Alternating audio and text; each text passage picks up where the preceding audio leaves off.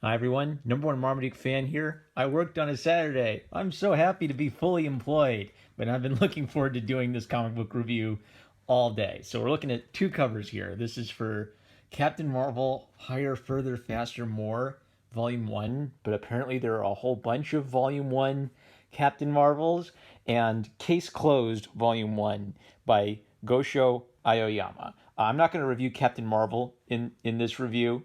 I'm saving that for later because my point is Captain Marvel has to be like the most it's okay comic of all time, where I was mildly amused by it and I would pick it up from the library and give it to someone and read it in the car. But I'd never buy Captain Marvel. And then I realized something looking at the covers, and that this cover is the best argument for a review. So, this is just kind of like a couple little folds in the corner, but let's look at this cover for Case Closed. Let's see. First off, the picture has been chipped off here. There's tape all the way down the side of it. There's tape all the way up this side of it because it's probably fallen off.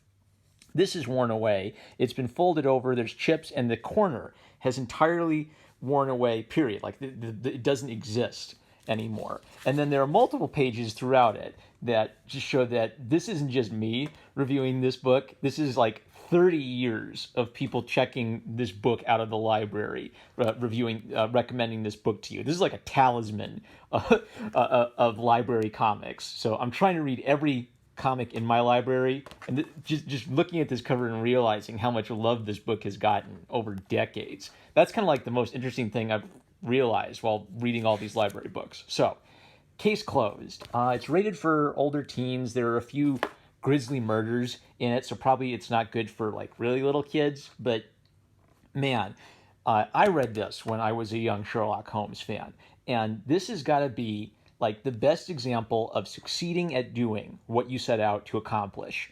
Where, if you set out to write the great American novel, I'll judge you by that standard. Do you stack up against Tolstoy? Do you stack up against Charles Dickens, right? But if you set out to write fun Japanese Sherlock Holmes stories, then Goshio Aoyama has done that. He has written fun modern day Sherlock Holmes stories. And in order to do that, you have to love Sherlock Holmes and mysteries so much that you can capture what makes them work. I even think he does like a little homage to Sherlock Holmes in the back. Yeah, and then he'll do homages to other famous detectives from fiction and even like Japanese fictional detectives. So the thing about Sherlock Holmes is when I started reading Sherlock Holmes stories when I was 13.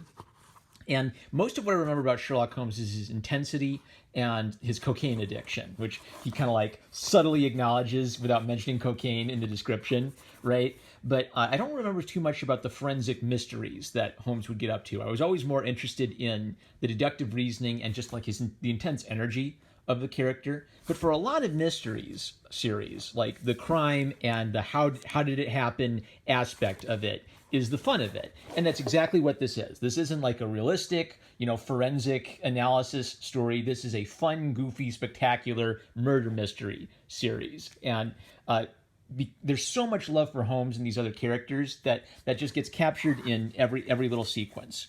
And the other thing it does is, in addition to being like a sort of lovely continuation of a type of thing, this is a continuation of the Sherlock Holmes vibe.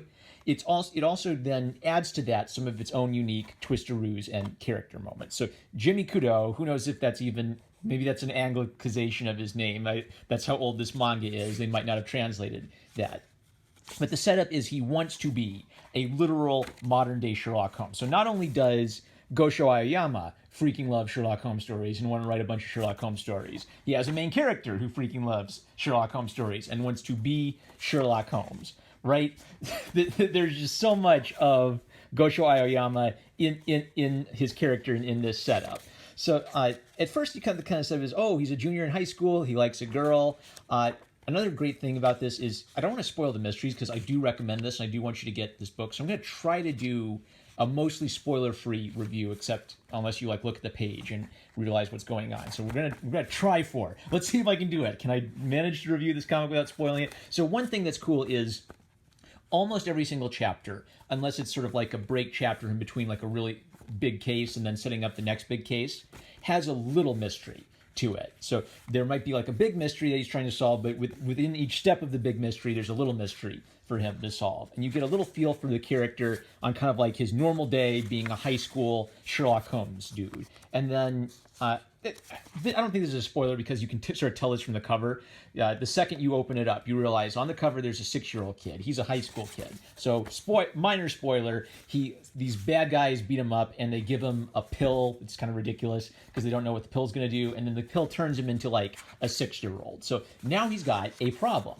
Before he was like a solid high school student. He was getting to go on adventures and capture criminals. And now he's got his mind trapped in a 6-year-old's body, which means he's kind of screwed. He can't be a high school detective anymore. So he's got to figure out a way how to overcome being 6 years old and still solve mysteries and capture the criminals. And watching him kind of like figure that step-by-step process out, it's like a coming-of-age story because he has to. His mind is there. He just has to learn to overcome the physical limitations of being 6 years old. Now, why did I mark this? I guess there's also kind of like this really fun, like crazy next door neighbor who builds, crazy contraptions for him. It's a heightened, silly detective world, but with really genuine, sweet mysteries that kids could probably solve before Conan does. There are a few pages where I really want to talk about his art. I think he has a lovely cartoony style, kind of like from a gag manga era. So he does the comedy stuff as well, and gives his character just kind of like a sweet, simple, cartoony look that I think really holds up well. Like, I don't look at this and say, oh, it's that era of manga where everybody was drawing like blah, blah, blah, blah, blah, right? It just holds up. It's still a fun cartoony style from then. It's still a fun cartoony style now, and it still works. Oh, I know what I was going to say.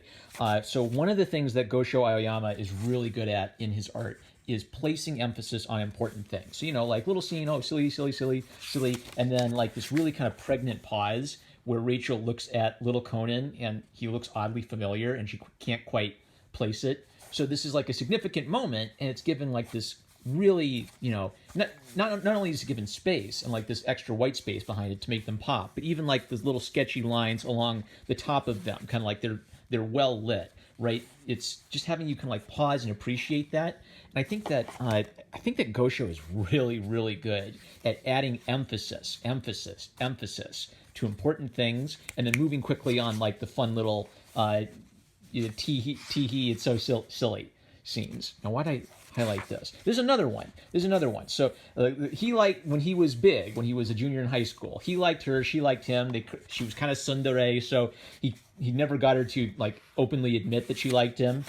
And then she admits that she likes Jimmy while he's trapped in the 6-year-old's body, right? So it's a big moment for him because he's finding out that the girl he likes him right back. And so in addition to there being like this mystery vibe, there's also like this cool, she's my first girlfriend, I'm so excited to have a girlfriend vibe from it. It's a real fun, youthful, young man growing up experience. And then Rachel gets to be an actual character. She's kind of mature. She's got her life figured out. She really likes Jimmy.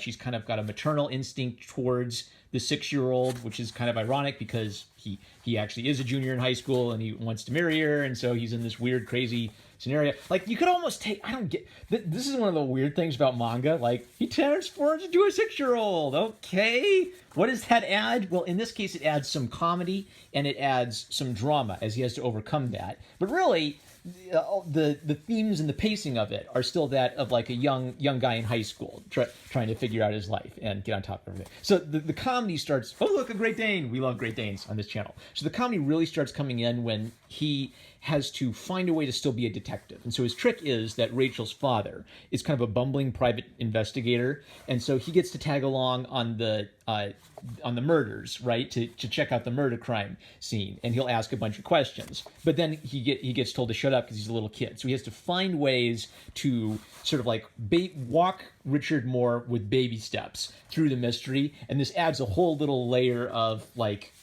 fun problem solving to the murder mystery stuff. This is a really good page, I think, for just looking at his fun cartoon style. So really simple, really cute, really straightforward, like the surprised eyes. I loved his surprised eyes because they're just such genuine, simple expressions. And I dig it. It just holds up. And a really good emotional core to this as well. More Great Danes? I love Great Danes. Okay, so this whole little mystery with like the girl getting kidnapped is an example of what I was talking about. Because first there's like this mystery of, well, how did she get kidnapped? And then there's the little mystery of, okay, well, how are we going to find her in a limited amount of time? Great Danes rock so much. And then there's the mystery of like, well, now that I've found her, how am I going to be able to capture criminals?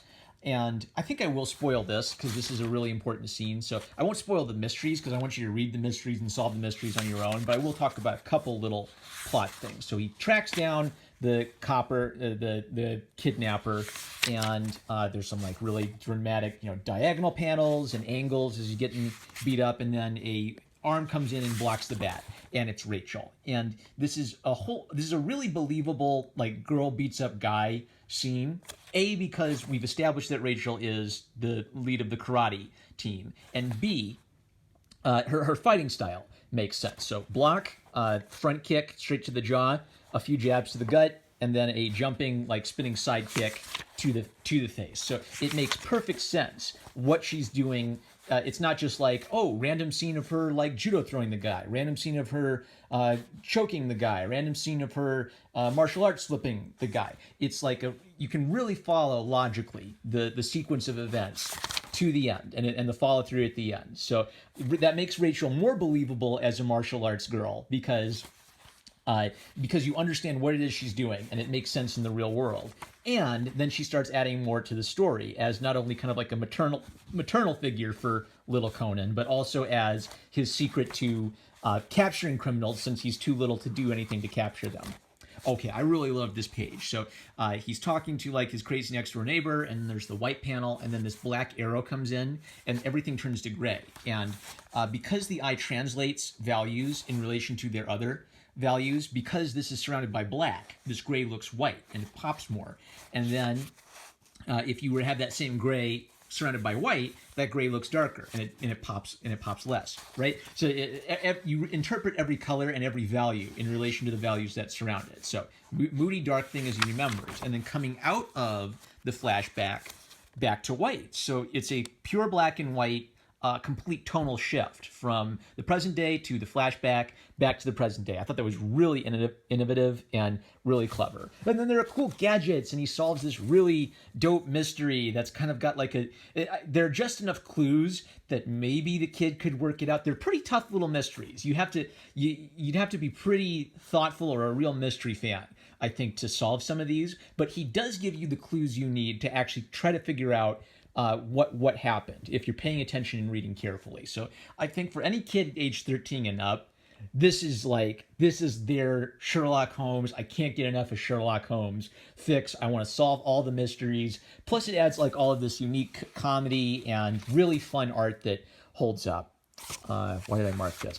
Okay, I'll spoil. Minor spoiler. I won't spoil the mystery, but there's this really fun thing too, where Richard Moore, he kicks the cigarette ashtray right at the back of his head and knocks him out, and then Richard Moore is like knocked out and got the goofy eyes, but then because his face is in shadow, he looks really cool and intimidating. It's perfect comedy because it's dramatic irony. The poor Conan, he can't convince anyone to listen to him, so he's got to convince this idiot to be his mouthpiece, essentially. Everyone thinks that Richard Moore looks super cool and intimidating, like the awesome, like I said, it's not a realistic murder mystery series, it's a spectacular murder mystery series. It's always like, who killed the guy in the roller coaster? How did this guy get killed when no one was seen around there, right? And then there's some really crazy twisteroo at the end. And there's lots of spectacular, you are the killer, scenes. It's everything that a Sherlock Holmes style, fun, over-the-top mystery series should be. Absolutely enjoyable. Hello, I'm Goshio Aoyama. I've loved detective stories ever since I was a kid. Whenever I'm in a bookstore, I can't help but pick up anything that has Holmes or Great Detective on the cover. For this series, I try to squeeze out every bit of detective story knowledge that I have. Can you solve the crimes before Conan does? Like Encyclopedia Brown, Nate the Great, Detectives in Togas, Nancy Drew. Conan belongs in the canon of great mystery stories for young-ish readers. Not super young readers because of some of the grisly murders, but the morals and the excellence of this. This is perfect. 13-year-old. I read all the Sherlock Holmes, and I can't get enough of it. Fair. And I think it'll hold up for another 3 decades of getting checked out at the library. Magnificent. Check it out. With that, I'm no more Marmaduke fan. I love you guys, and I'll catch you later.